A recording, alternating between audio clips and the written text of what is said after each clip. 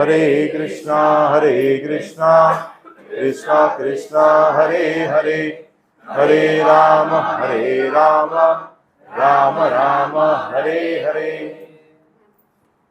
तो अभी हम भक्ति रसामृत सिंधु से पाठ कर रहे हैं। 16 अध्याय हमारा पढ़ के हो गया, अभी 17वां अध्याय हम पढ़ेंगे आज। तो उसका शीर्षक है भाव भक्ति।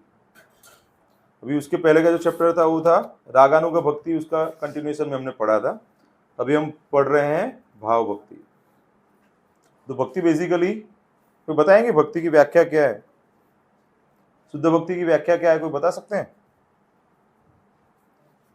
पहले चैप्टर में पढ़े थे ना, कौन बताएंगे? आप बताएंगे? हिमीश प्रभु बताइए। अन्या शून्यम ज्ञान कर्मादि अनावृतम आनुकूल्येन कृष्णानुशीलनम भक्तिरुत्तमा। तो अन्य कोई अभिलाषा से मुक्त होना चाहिए, ज्ञान और कर्म से भी आवृत नहीं होना चाहिए, और कृष्ण का अनुकूल भाव से सेवा होना चाहिए, उसको उत्तम भक्ति बोलते हैं। तो उत्तम भक्ति के लिए प्रयास करना चाहिए। भक्ति करने का उद्देश्य क्या है, कोई बता सकते हैं? भक्ति क्यों करते हैं? जो सब तिलकधारी हैं, जो पहले से आ रहे हैं, उसमें से हाँ बताइए। हाँ, तो वो तो भगवान की सेवा ही है, लेकिन वो क्यों करते हैं? उसका उद्देश्य क्या? मुक्ति है क्या? तो क्या है? हाँ, तो भक्ति का उद्देश्य भगवान की शुद्ध भक्ति, शुद्ध प्रेम प्राप्त करना है। तो जो 9 स्टेप है उसमें से बीच में आता है भाव भक्ति, और उसके बाद में आएगा प्रेम भक्ति। तो अभी ये भाव भक्ति क्या है उसके बारे में बताया हुआ है यहाँ पे। तो वैदिक भक्ति करने से मनुष्य प्रकृति के भौतिक गुणों से परे दिव्य अवस्था तक वास्तव में ऊपर उठ सकता है। जैसे प्लेटफॉर्म से रहते हैं ना, तमोगुण, रजोगुण, सतोगुण, और उसके बाद शुद्ध सत्वगुण आता है। शुद्ध सत्वगुण में आप भक्ति अच्छे से कर सकते हैं, और फिर जो यहाँ पे बताया ना कि दिव्य अवस्था तक वास्तव में ऊपर उठ सकते हैं। उस समय उसका हृदय सूर्य की भांति प्रकाशित हो उठता है। जिस तरह लोगों से दूर स्थित होने के कारण सूर्य के किसी तरह के बादल से ढक जाने की संभावना नहीं रहती, उसी प्रकार जब भक्त सूर्य की तरह शुद्ध हो जाता है तो उसके हृदय से भावमय प्रेम का विस्तार होता है। अभी हम जो कर रहे हैं उसको कौन सी भक्ति बोलते हैं? साधन भक्ति। अभी हम रागानुभक्ति के लेवल तक नहीं भी आए। अभी हम लोग क्या कर रहे हैं? साधन भक्ति। साधन भक्ति का मतलब क्या है कि हमको साधन बताए हुए हैं जिसको हम प्रैक्टिस करते हैं। तो बेसिक साधन भक्ति में क्या बताया प्रभुपाद जी ने? कि 4 नियम का पालन करना है। क्या नियम है?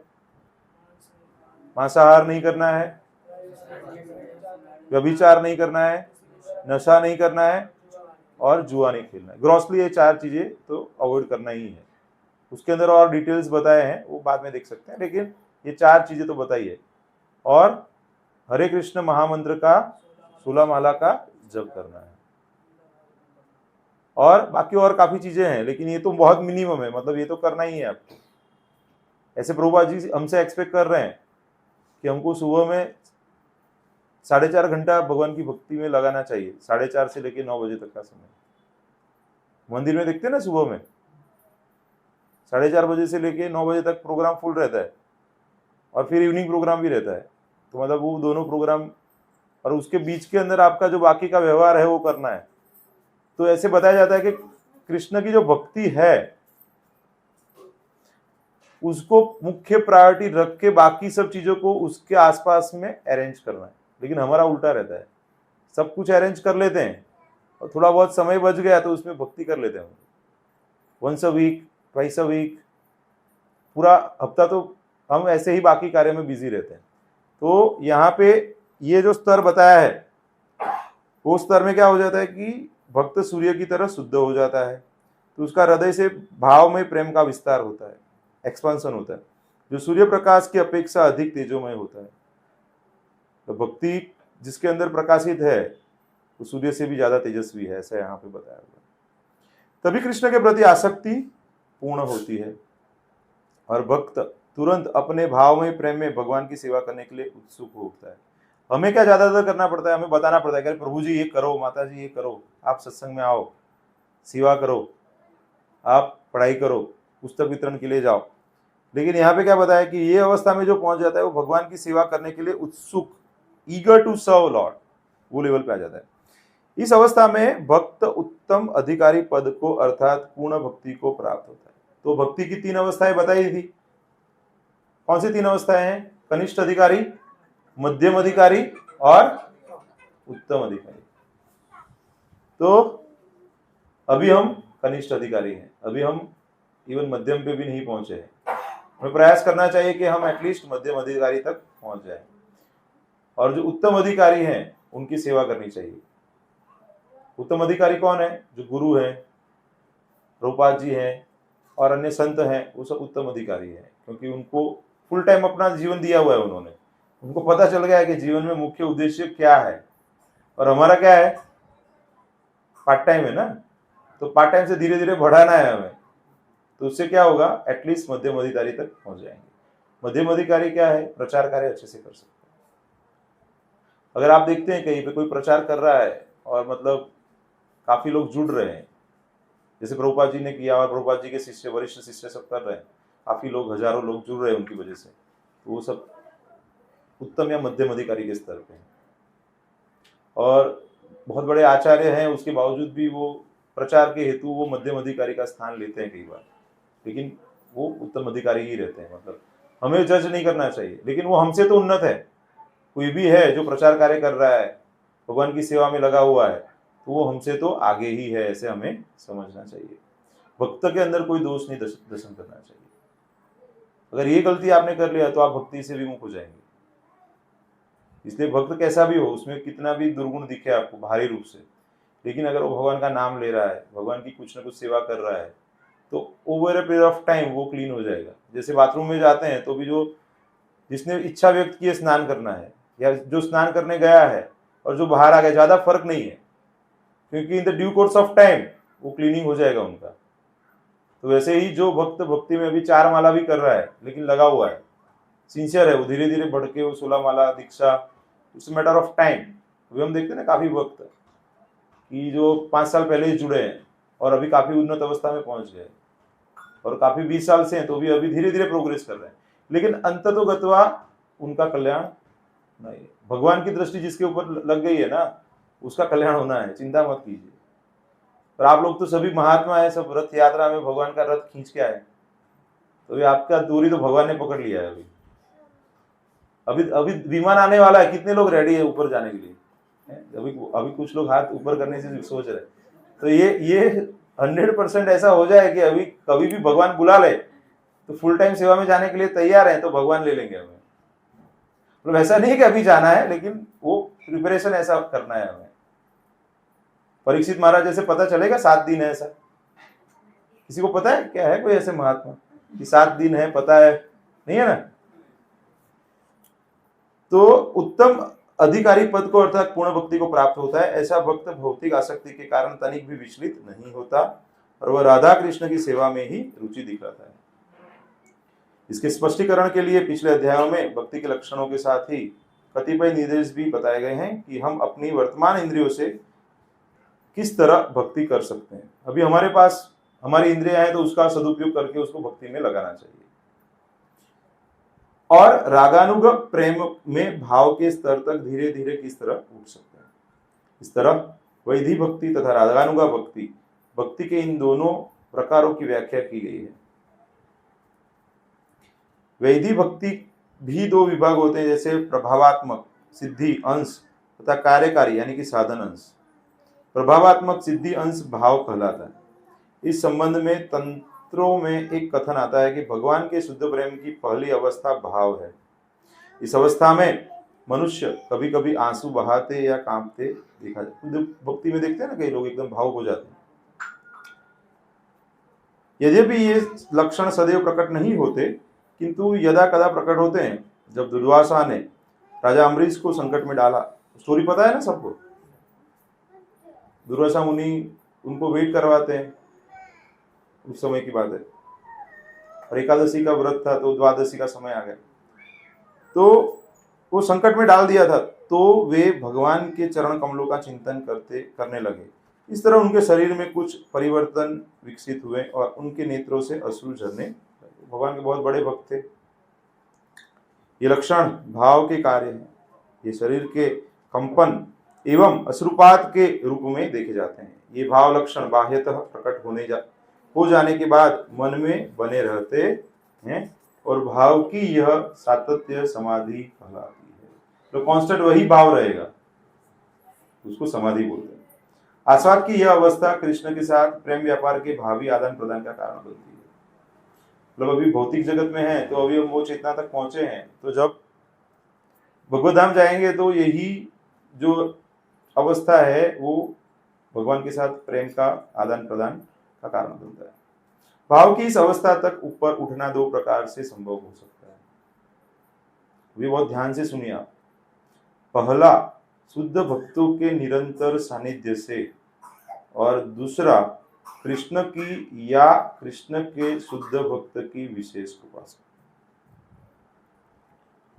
पहला कैसे बताया? शुद्ध भक्तों के संग में रहना है आपको। दूसरा क्या बताया? कि भगवान की या भगवान के कोई विशेष भक्त की कृपा बन जाए। इसीलिए तो हम जब भी कोई भक्त मिलते हैं तो बताते हैं ना कि आप कृपा कीजिए हमारे ऊपर। कलयुग के जीवों के अंदर ऐसी कोई क्रेडिट नहीं है उनके पास कि वो मतलब कि वो कॉन्स्टेंटली भक्तों के साथ में रह पाएंगे। है पॉसिबल? बहुत डिफिकल्ट है भक्तों के संग में रहना, क्योंकि भौतिक लोगों का संग हमें करना पड़ता है। तो इसलिए क्या करना चाहिए? हमें हमेशा भगवान की प्रार्थना करनी चाहिए, भक्तों से प्रार्थना चाहिए, तो उनकी कृपा से। इसीलिए जब मंदिर में बड़े बड़े भक्त आते हैं, संत महात्मा आते हैं, तो उनका दर्शन करना चाहिए, उनकी सेवा का लाभ लेना चाहिए। अभी जैसे देखेंगे तो रथ यात्रा के समय भी लोकनाथ स्वामी महाराज आए थे, ध्रुव रघुनाथ स्वामी महाराज आए थे, और काफी वरिष्ठ भक्त भी आए थे। तो उनकी सेवा करके, उनका सानिध्य प्राप्त करके, उनका श्रवण करके हम कृपा प्राप्त कर सकते हैं। तो कृपा तो वो दे ही रहे, अभी उसके लायक बनना है। वो पात्रता बोलते हैं ना। अभी कोई पात्र है, उसके अंदर छेद बने हुए हैं, तो पानी उसमें डालेंगे तो क्या हो जाएगा? नीचे चला जाएगा ना, कलेक्ट नहीं होगा। तो हमारे अंदर भी बहुत छेद बने हुए हैं। तो जैसे जैसे हम सेवा करेंगे तो छेद कम हो जाएंगे, तो फिर जो हमें देंगे ना उसको हम ग्रहण कर पाएंगे। ठीक है? तो इसीलिए हमें क्या करना चाहिए? भगवान और भगवान के शुद्ध भक्तों की कृपा के लिए प्रयास करना चाहिए। भाव दशा तक का उत्थान सामान्यतः शुद्ध भक्तों की संगति से होता है, जबकि कृष्ण या उनके भक्त की विशेष कृपा से इस उत्थान के उदाहरण विरल है। लेकिन प्रभुपाद ने ये बताया है कि ये पॉसिबल है। प्रभुपाद की जो शुरुआती जो जितने भी भक्त जुड़े थे, प्रभुपाद को बोले कि हमारा तो क्या फॉर्चून था। तो बोले आई मेड योर फॉर्चून, आपका कोई भाग्य नहीं था। प्रभुपाद की कृपा से वो फॉर्चुनेट हो गए कि वो इतने स्तर तक पहुंच गए। तो वही मूवमेंट चालू है, तो हम भी लाभ ले सकते हैं। वही जो गंगा है तो वही गंगा है अभी भी, तो उसका लाभ ले सकते हैं हम।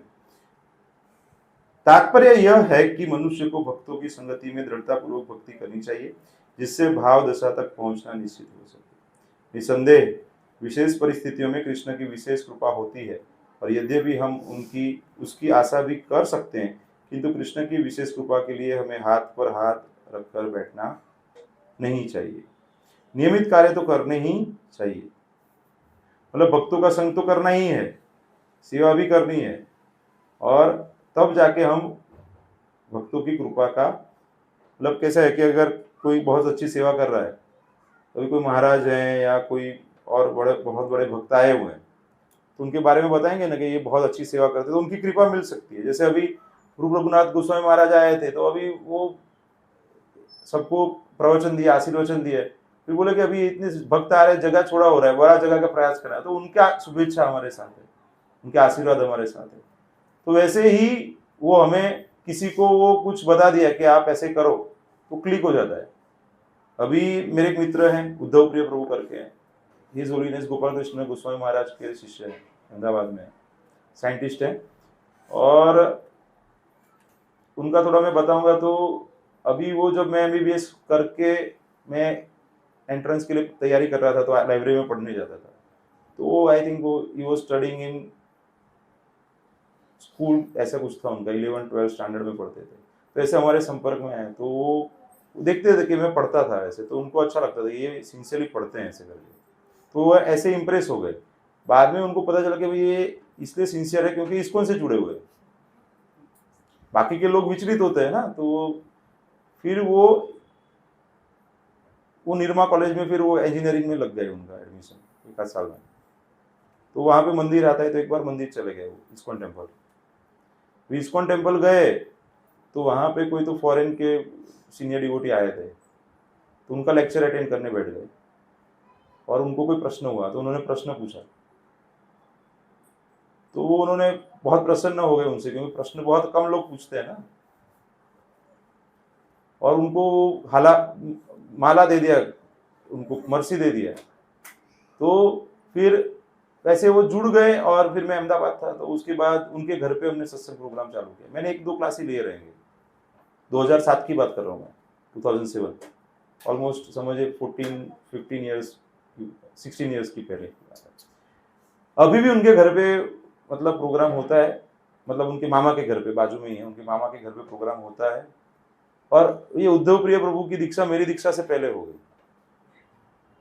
तो कृपा मिल जाती है, ऐसा नहीं है आज के जमाने में।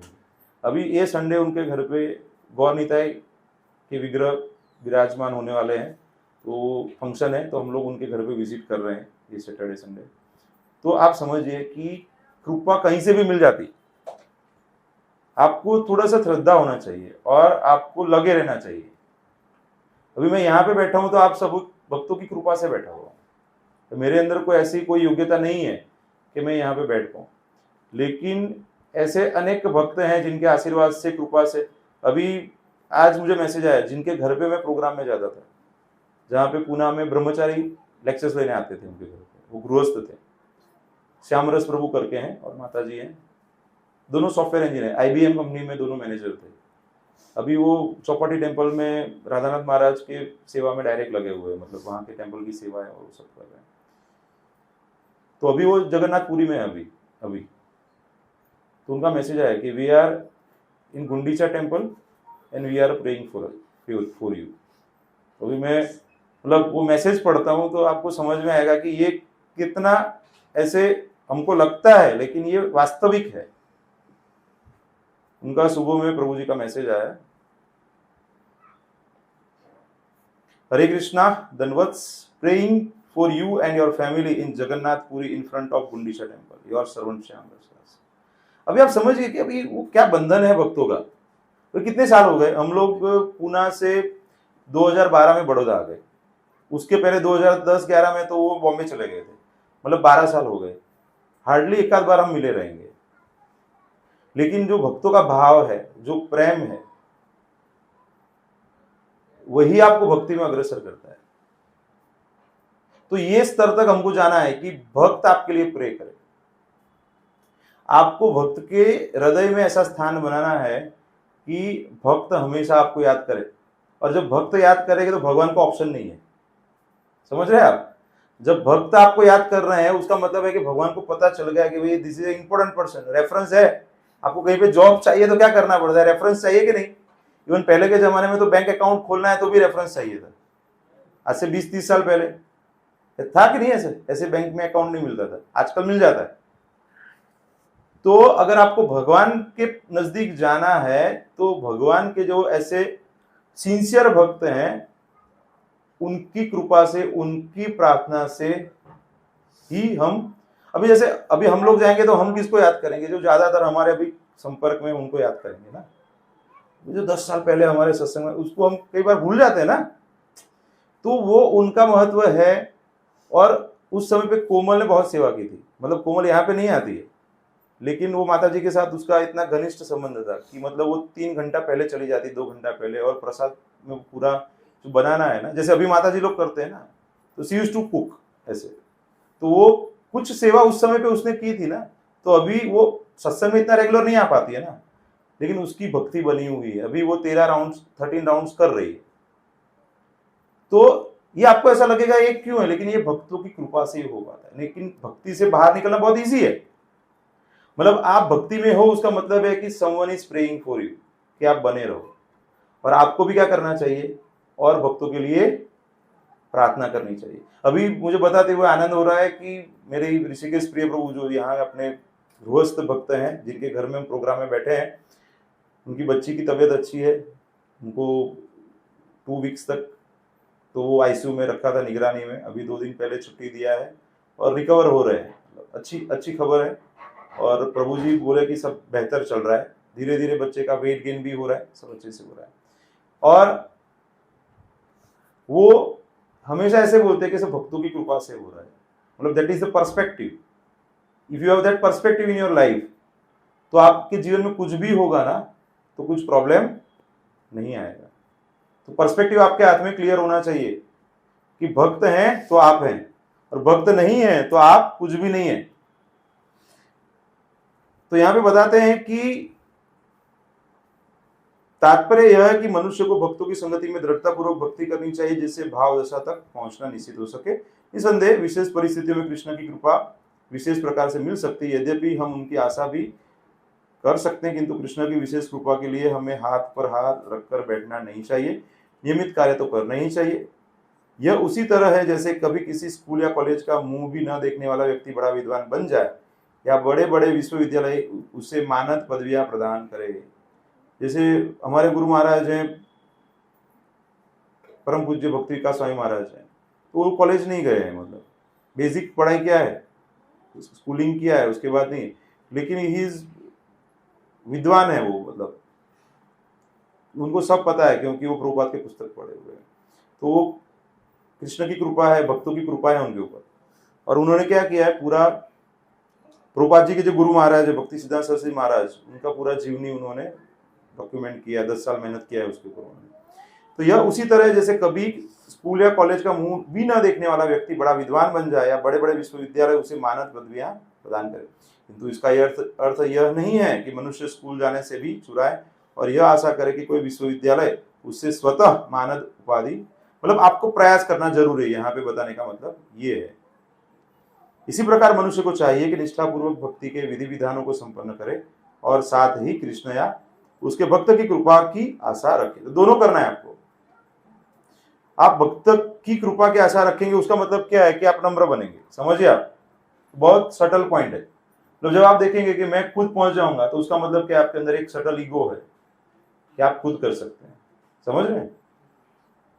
तो वो अगर ईगो आपके अंदर है तो भगवान बोलेंगे अभी आप थोड़ा सा रुक जाओगे, आप ठहरो। इसलिए बताते हैं दास दासानुदास, मतलब दास के दास के दास के दास। जब हमारे अंदर वो भावना आ जाएगी, तृणादपि सुनीचेन तरोरपि सहिष्णुना अमानिना मानदेन कीर्तनीय सदा है, तभी हम पूरा 24 घंटा कीर्तन कर पाएंगे। अभी कितना भक्तों ने जप किया, काफी जप किया ना, वहां पे कीर्तन किया, रथ यात्रा के दौरान जप किया, 1 लाख नाम ऐसा कुछ पढ़ा। हाँ, तो काफी मतलब भगवत नाम किया है और सब लोगों को कृपा दी। अभी आज मैं सुबह मंदिर गया था तो पूज्य नित्यानंद प्रभु जी मिले, तो सब भक्तों को पकड़ पकड़ के प्रसाद दे रहे थे। मतलब आप समझिए, कृपा है। अगर कोई भक्त हमें पहचानते हैं ना कि ये सो एंड सो डिवोटी है, प्रयास कर रहा है, तो आप समझो आपका भगवत धाम का प्रवेश टिकट हो गया।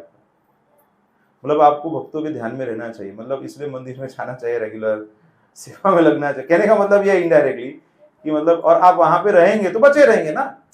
मतलब आप समझो कि कोई 2-4 दिन, हफ्ता 2 हफ्ता नहीं दिखे तो पूछेंगे अरे कहाँ चले गए थे प्रभु, तो आपको वापस बुला लेंगे। तात्पर्य यह है कि आपका ध्यान रखेंगे वो, लेकिन आप जाएंगे ही नहीं तो बोलेंगे ये तो ठीक है, ये तो निकल गया है, भक्ति से बाहर है, ऐसे समझ लेंगे। काफी ऐसे सीनियर डिवोटी मैंने देखे हुए हैं कि कोई ना कोई रीजन से वो दूर चले गए हैं, तो फिर उनका फिर कनेक्ट होना डिफिकल्ट होता है।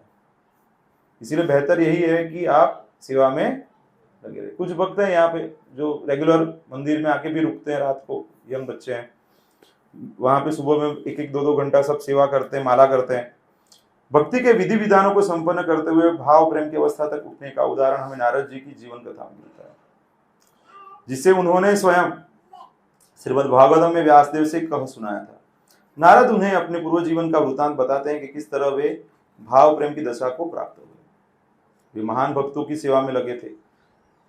चतुर्मास आ रहा है ना अभी, तो चतुर्मास का समय था, उसी समय पे वो लगे हुए थे महाभागवत की सेवा में।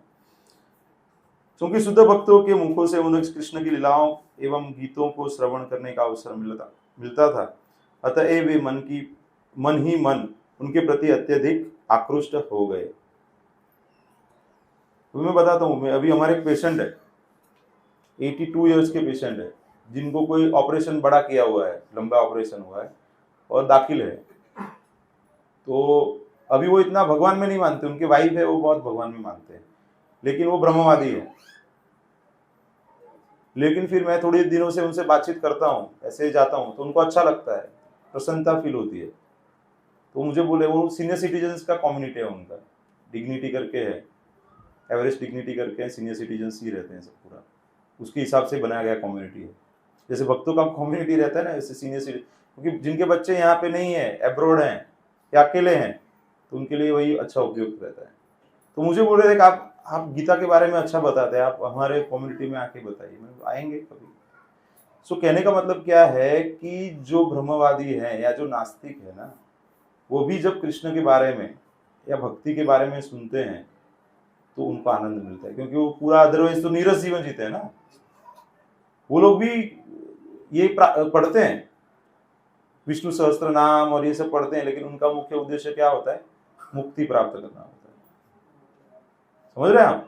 ऐसा नहीं कि बाकी के लोग नहीं करते, ये सब करते हैं, लेकिन उनका पीछे का मुख्य उद्देश्य क्या है? मुक्ति प्राप्त करना है, भक्ति प्राप्त करना नहीं। लेकिन हमारा उद्देश्य क्या है कि उनको भगवान की शुद्ध भक्ति की तरफ अग्रसर करने के लिए उनको सही रूप से गाइड करें। आगे बताते हैं कि लीलाओं के बारे में श्रवण करने का अवसर मिलता है। यह भाव प्रेम कृष्ण प्रेम के पूर्ण विकसित होता है, क्योंकि अगले श्लोक में नारद जी पुष्टि करते हैं कि उन्होंने महामुनियों से क्रमिक श्रवण की विधि से ईश्वर प्रेम विकसित किया। तो प्रभुपाद जी जो पहले बताते हैं, shravanam kirtan, these are the most important part of the spiritual life.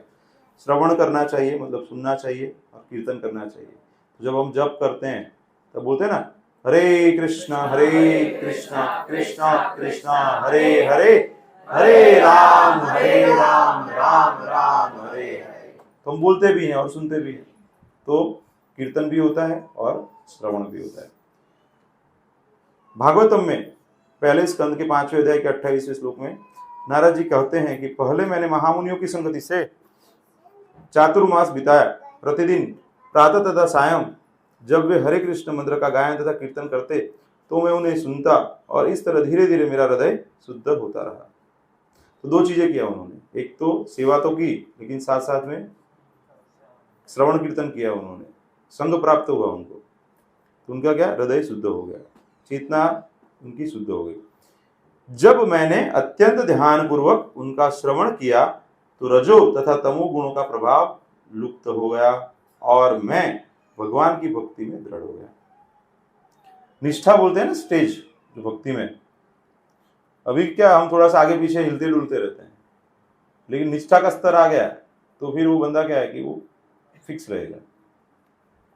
निष्ठावान बोलते हैं ना, सिंसियर है, तो इसको जो काम दिया ना वो अच्छे से करेंगे वो, क्योंकि उसको निष्ठा है। अभी इस्कॉन में आप जो लोग जुड़े हैं तो आपको कहाँ पैसे मिलते हैं? आपको बोले कीर्तन करने जाना है तो पैसे मिलते क्या आपको? पुस्तक वितरण करना है आपको कुछ मुनाफा मिलेगा, ऐसा कुछ है क्या? तो आप लोग क्यों जाते हैं? कि आपको निष्ठा है उसके अंदर। पहले श्रद्धा है, आदो श्रद्धा, उसके बाद क्या है, साधु संग होता है, फिर भजन क्रिया होती है, फिर अनर्थ निवृत्ति होती है, फिर आगे के सब स्टेज आते हैं, लास्ट में भाव और प्रेम, ऐसे धीरे धीरे करके आगे बढ़ते हैं। तो लेकिन एटलीस्ट निष्ठा तक पहुंचना चाहिए, और उसके लिए पहले क्या स्टेज आता है, अनर्थ निवृत्ति। तो जितना ज्यादा आप भजन करेंगे, हम लोग का ज्यादा ध्यान क्या रहता है, भोजन पे रहता है। सवारे सोचो, माता जी ने सुबह में क्या बनाएंगे, दोपहर में क्या करेंगे, वो पूरा दिन उसमें चला जाता है ना माताओं का, है? बच्चों का तो वही रहता है ना, अन्नमय कोश रहता है, छोटे रहते हैं, तो वो क्या है, खाने के लिए क्या है। अभी अनमोल है, 10-11 साल का है, तो सुबह शाम उसका वही चलता है, मम्मी जमवा मत सोच। अभी हमारा भी ऐसा है क्या, है ना, हमारा भी ऐसा ही है ना। आज प्रसाद में क्या है, मतलब हमारा थोड़ा सा सोफिस्टिकेटेड हो गया है, खाने में नहीं, प्रसाद में क्या। अच्छा, इस बार क्या खीर रखते हैं अभी, पंजाबी। शुरुआत में क्या है, ऐसे करके भी भक्ति में लोगों कोई बात नहीं है। बाद में धीरे धीरे क्या होगा, फिर आप भगवान को क्या पसंद है वो खाएंगे। शुरुआत में हम क्या खा रहे हैं? तो शुरुआत में तो हम भगवान को क्या भोग अर्पण करने की मशीन की तरह यूज करते हैं। भगवान ये है, आज हमारा इच्छा ये है पिज्जा खाने का, पिज्जा बनाया, आप जरा पिज्जा टेस्ट करो। आपके जमाने में नहीं था, हम आपको खिला रहे हैं। होता है कि नहीं ऐसा? अनुभव है ना? આપણને કઢી ના ભાવતી એટલે કે ભગવાનને કઢી નહીં ખવડાવવાની। આપણને ખીચડી ના ભાવે એટલે આપણે ભગવાનને ખીચડી नहीं खवડાવવાની। तो हमें उस स्तर तक पहुंचना है कि कृष्ण को क्या प्रसन्न है। आत्मेंद्रिय प्रीतिवांछा उसको काम बोलते हैं। हमारी जो इच्छाएं हैं उसको करना, उसको क्या बोलते हैं? काम बोलते हैं। और कृष्ण की जो प्रीतिवांछा, कृष्ण की जो इच्छा है उसको बोलते हैं प्रेम। तो हमें काम से प्रेम तक पहुंचना है। वो प्रोसेस है ना, धीरे धीरे होगा ना, एक दिन में तो नहीं होगा ना। इसीलिए तो बोलते हैं ना, कितने लोग जॉब करते हैं यहाँ पे, ठीक है, कितने लोग पढ़ते हैं? आप मेहनत करते हो ना, पढ़ाई में मेहनत करते हो, जॉब में मेहनत करते हो कि नहीं? सिंसियरली करते हो ना? करते हैं ना। तो उससे थोड़ा कम भी मेहनत भक्ति में भी करोगे ना तो ज्यादा रिजल्ट्स है। कलयुग है ना, कलयुग में यही बहुत बड़ा गुण है कि कम मेहनत करोगे तो भी मिलेगा, ज्यादा करोगे तो बहुत अच्छा मिलेगा। बोलते ना, ये इसमें SIP है, ये है, वो है, इसमें आप डालो। कोई ऐसा भी कुछ का, अभी मैं आ रहा था कार में तो वहां पे क्या बोला है, कार वाला हो या बाइक वाला हो, SIP सबके लिए जरूरी है। मैं बोलूंगा कोई भी हो उसके लिए कृष्ण भक्ति जरूरी है। कोई SIP आपको गारंटी देती है? कृष्ण भक्ति गारंटी देता है कि कभी कम नहीं हो जाएगा। ऐसे उसमें क्या होता है, फंड कम भी हो सकता है, होता है कि नहीं? इसलिए प्रभुपाद जी ने क्या बताया, ये सब ऊपर नीचे वाली चीजों में जाना नहीं है। ये SIP, ये वो, ये सब चीजों में क्या है, आपका मन फंस सकता है। ठीक है, तो ऐसी जगह पे ही आपको रहना है जहाँ पे आपका मन स्टेबल रहे। शेयर मार्केट और वो सब चीजों में आपको इसीलिए पैसे नहीं डालने चाहिए, क्योंकि उसमें क्रैश हो गया ना तो आपका माइंड भी क्रैश। देखा है मैंने काफी भक्तों को, भक्ति से बाहर निकल जाते हैं क्योंकि वो डिस्टर्ब हो जाते हैं, वो भी स्थित नहीं हुए हैं। मेरे कई डॉक्टर मित्र, अरे आप लोग कुछ इसमें इन्वेस्ट नहीं करते क्या, इसमें नहीं करते क्या? तो हमारे गुरु ने ना बोला है, और कुछ ज्यादा बताने का नहीं उनको। ठीक है, आपको भी ऐसे बताएंगे लोग, इसमें करो जरा अच्छा है, इसमें करो रिटर्न अच्छा है, बता देना। इन्वेस्ट कहाँ पे करना है? कृष्ण में करो इन्वेस्ट, जो भी करना है। समझ रहे हैं आप? अभी 4-5 साल पहले मेरे पिताजी मुझे बताते, तुम सेविंग क्यों नहीं करते, ये क्यों नहीं करते, ऐसे तुम इतना कमाते हो तो ये FD बनाओ, ये बनाओ, वो बनाओ। अभी भी मेरे पास, मेरे नाम पे एक भी FD नहीं है। कृष्ण नहीं कर रहे हैं, वो आपको समझ में आ जाएगा ना, तो फिर ये सब बनाने की कोई जरूरत नहीं रहेगी। समझ रहे हैं आप? तो हमें वो स्तर तक जाना है, वो स्तर तक चले गए ना तो कृष्ण सब कर रहे हैं वो समझ में आ जाएगा। कृष्ण ही कर रहे हैं, लेकिन अभी हमको समझना है कि कृष्ण ही कर रहे हैं। तो कृष्ण ही कर रहे हैं वो पता नहीं है, वहां से कृष्ण ही सब कुछ कर रहे हैं वो पता चल जाए तो आपका जीवन हो गया, धन्य हो गया। और जितना जल्दी समझ में आ गया उतना टेंशन कम हो जाएगा। अभी मैं एज ए ICU इंचार्ज काम करता हूँ, तो हमारे तो वहां पे डेथ भी होते हैं, तो कई बार पेशेंट टेंशन में रहता है, ये टेंशन होता है। बोलता हूँ कि आप इंजीनियरिंग में फील्ड में तो मैक्सिमम क्या होगा, मशीन बिगड़ेगा, रिपेयर कर लोगे ना आप। हमारा तो क्या होता है, पेशेंट बिगड़ गया तो ऊपर ही चला गया, वापस नहीं आता है। तो टेंशन कहाँ पे ज्यादा होना चाहिए, मशीन वालों में कि हमारे में, ह्यूमन वालों में होना चाहिए।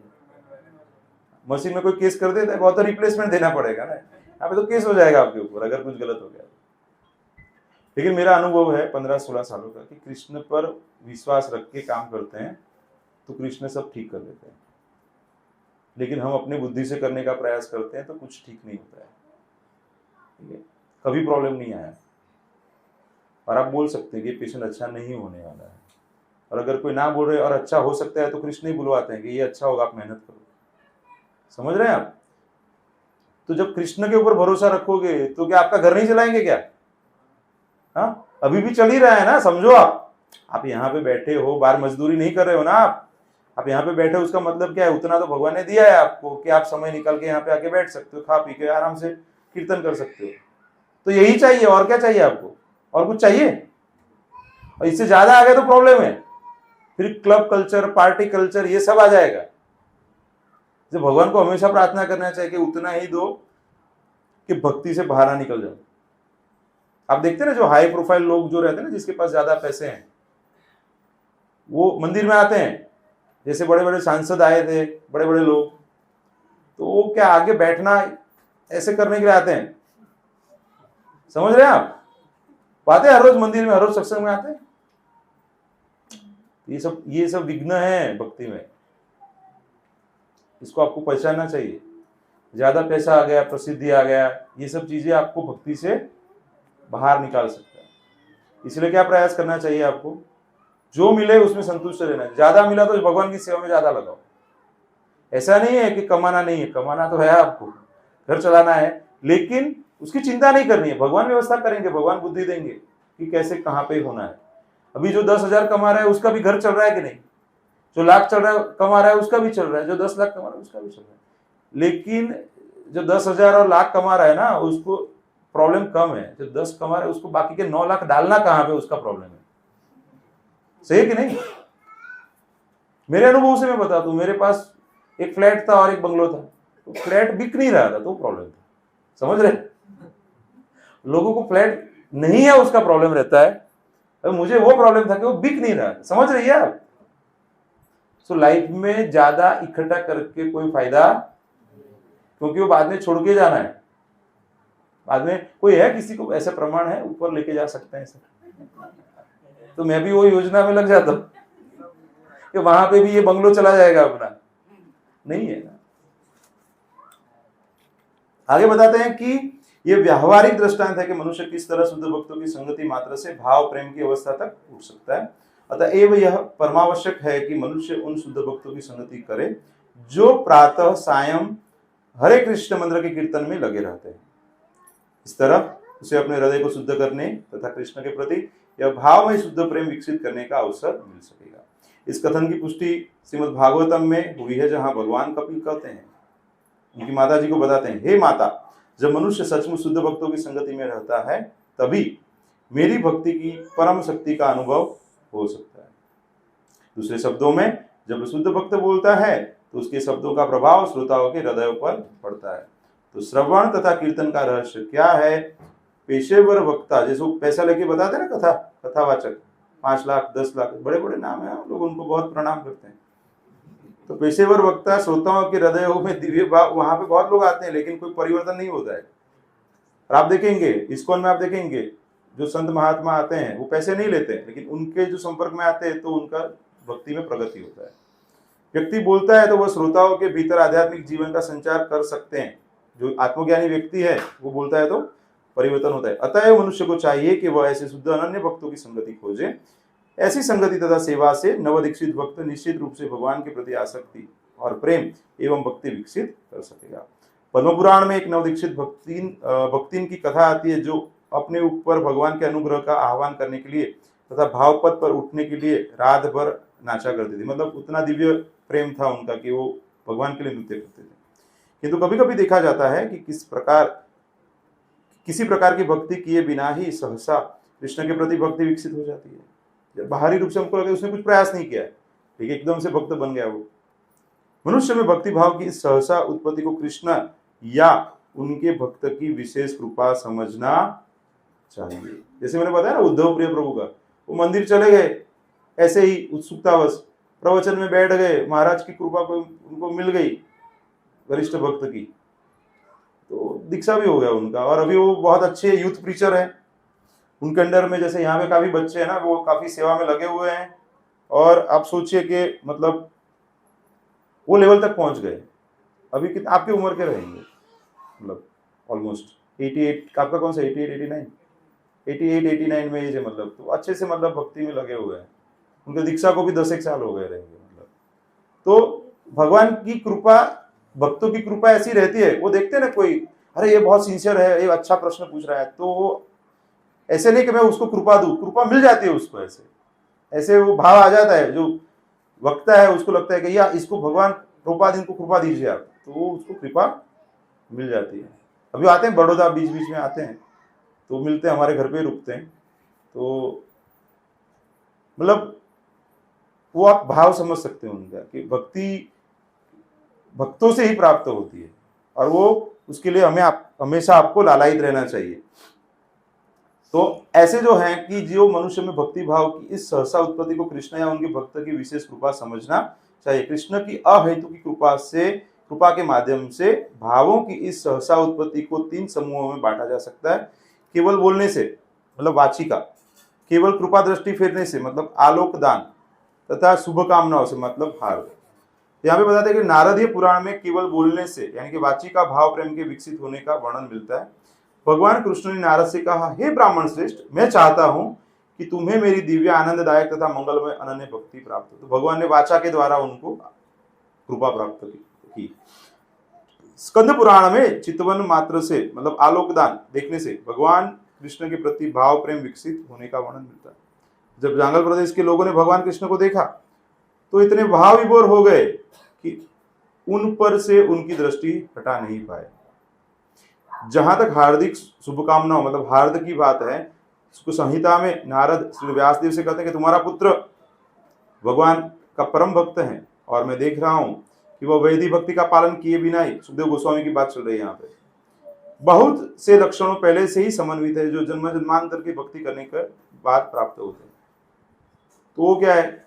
हार्दिक। ऐसे कृष्ण के भाव प्रेम के विषय में श्रीमद् भागवतम में एक कथन मिलता है, जहां राजा युधिष्ठिर को नारद संबोधित करते हैं, हे राजन, प्रहलाद के चरित्र का वर्णन कर पाना अत्यंत कठिन है।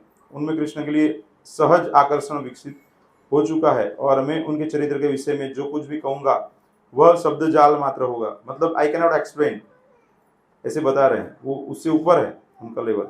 उनके वास्तविक चरित्र का वर्णन कर पाना असंभव है। इसका अर्थ यह है कि नारद स्वयं स्वीकार करते हैं, प्रहलाद में भाव प्रेम का सहज उदय भगवान कृष्ण की कृपा से ही हो पाया है।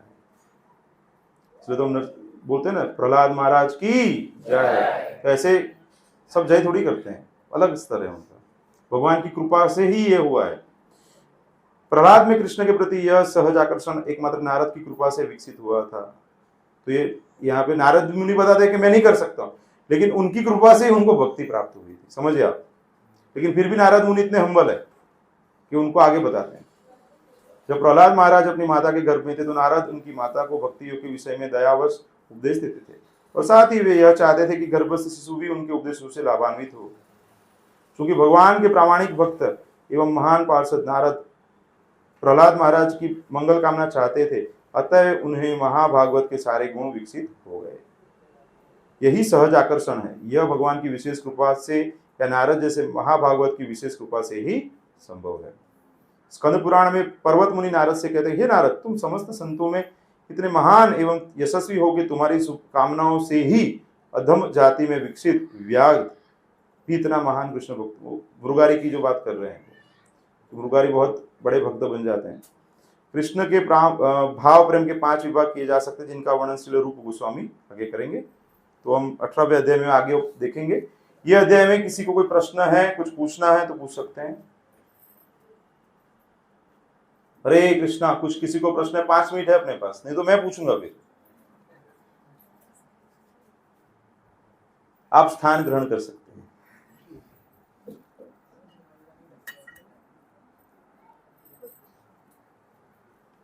हाँ पूछिए प्रभु जी, कुछ प्रश्न है?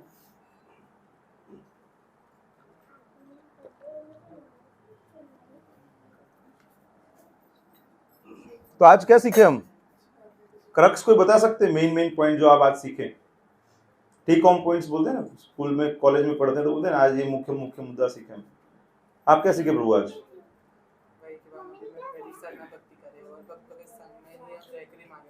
हाँ, और क्या सीखे?